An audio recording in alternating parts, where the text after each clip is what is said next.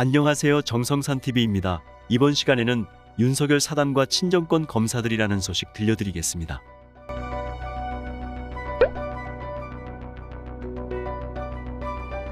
윤석열 사단의 복귀. 이번 기사는 2021년에 발췌된 기사입니다. 법무부가 4일 검찰 간부 인사를 통해 윤석열 사단은 내친 반면 친정권 성향 검사들은 요직에 배치하거나 승진시켰다. 추미애 법무부 장관 시절부터 이런 인사 기조를 유지했으니 예상 못한 바는 아니었으나 정치판으로 변한 검찰 조직의 현실을 재차 확인한 씁쓸한 모습이었다. 당사자들은 그렇게 분류되면 불이익 본다며 손사래를 치지만 그동안 실력에 비해 꽃길을 걸었던 자신들의 과거는 까맣게 잊어버린 듯하다. 윤석열 사단과 친정권 검사라는 말은 이제 검찰을 욕할 때 튀어나오는 보통 명사처럼 쓰이고 있다.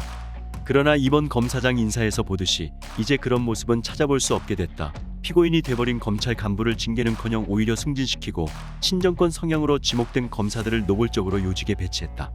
그런데 아이러니하게도 이런 왜곡된 검찰 인사는 현 정부가 아니라 이제는 대권 후보가 돼버린 윤석열 검찰총장 시절 시작됐다. 2019년 7월 윤석열이 총장으로 등극하자 청와대에선 적폐수사의 성공적 마무리에 대한 보상으로 그에게 백지수표를 제시했다. 웬만하면 모두 들어줄 테니 원하는 대로 인사를 해보라는 것이었다. 그랬더니 윤 총장은 검사장 승진자 14명 가운데 윤석열 사단으로 불리는 특수라인 검사들을 절반 이상 포함시켰다. 그것도 모자라 대검 핵심 보직의 측근들을 대거 불러들였다. 기획통이 있어야 할 자리에도 특수통을, 공안통이 있어야 할 자리에도 특수통을 앉혔다. 전국의 중요 수사를 지휘하는 서울중앙지검 1, 2, 3차장에도 자신과 동고동락하며 수족 역할을 했던 특수부 검사들을 전면 배치했다. 대한민국 검찰 조직을 단번에 윤석열 사조직으로 만들어버린 것이다. 당시 윤석열의 대중적 인기가 하늘을 찌르고 있었음에도 검찰 내부에선 그를 성토하는 목소리가 쏟아졌다. 대한민국에 특수부 검사만 있느냐 해도 너무한다는 불만이 터져 나왔고 편가르기의 씨앗이 된 친윤 대반윤 구도까지 만들어졌다. 인사 혜택을 받은 일부 특수부 검사들을 제외하면 당시 상당수 검사들은 윤 총장에게 등을 돌렸다.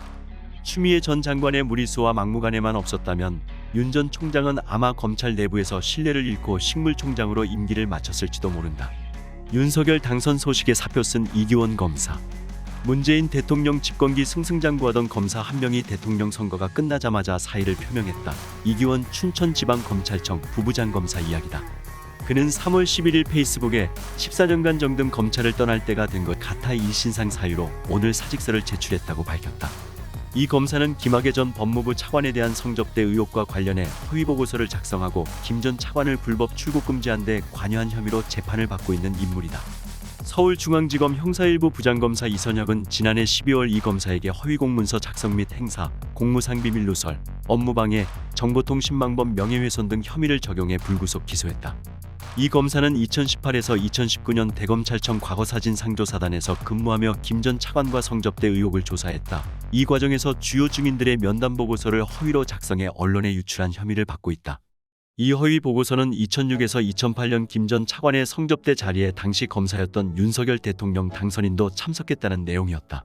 법조계 관계자는 허위 보고서의 주인공이 대통령 당선인이 되었으니 이 검사가 검사 생활을 이어가기는 어려울 가능성이 높다고 밝혔다. 이 검사는 해당 혐의를 부인하고 있다. 이외에도 이 검사는 합법적 절차를 밟지 않고 김 전 차관을 출국금지 조치시킨 일에 가담한 혐의도 있다. 불법 출국금지 혐의에 대한 검찰 수사가 시작된 것은 2019년 6월, 한 달 뒤인 같은 해 7월 이 검사는 미국으로 해외 연수를 떠났다. 수사 대상이었던 이 검사가 돌연 연수로 해외로 떠나버린 것, 검찰 공소장에 따르면 당시 청와대 민정수석실이 이 검사의 해외 연수 승인에 관여한 의혹도 있다. 당시 민정수석이던 조국 전 법무부 장관이 이 검사가 수사를 받지 않고 출국할 수 있도록 도왔다는 것. 해외 연수를 마친 후에는 곧바로 공정거래위원회에 파견을 가게 됐다.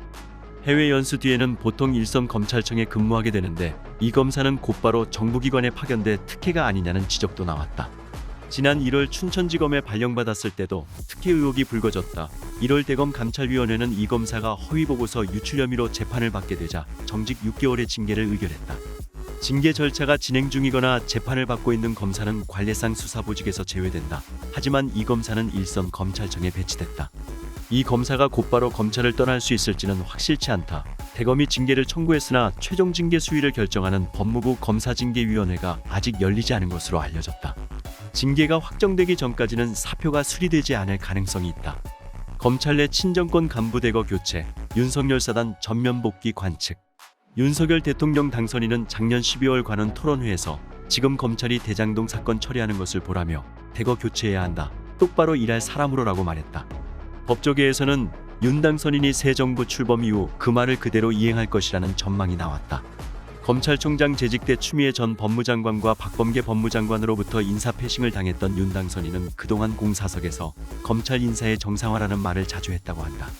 추미애 전 장관은 2020년 1월 취임 후 첫 인사에서 조국 일가 사건, 청와대의 울산시장 선거 개입 사건 등 문재인 정권에 부담되는 수사를 담당했던 검사들을 대거 좌천시켰다. 검찰 인사는 법무부 장관이 검찰총장 의견을 듣게 돼 있다는 검찰청법을 위반했다는 논란이 벌어졌지만 이런 총장 패싱은 작년 3월 윤 당선인이 검찰총장을 그만둘 때까지 반복됐다.